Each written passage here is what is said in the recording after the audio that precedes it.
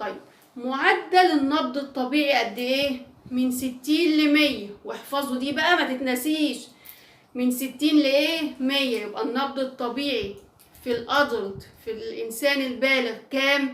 من 60 ل100، لانها بتختلف في الاطفال، بس احنا دلوقتي بناخد ايه؟ الادلت. يبقى المعدل الطبيعي كام؟ من 60 ل100. طيب لو قل عن 60 هيبقى اسمه ايه؟ ولو زاد عن 100 هيبقى اسمه ايه؟ لو زاد عن 100 النبض هيبقى اسمه تاكيكارديا. تاكيكارديا. لو زاد عن 100 هيبقى اسمه تاكيكارديا.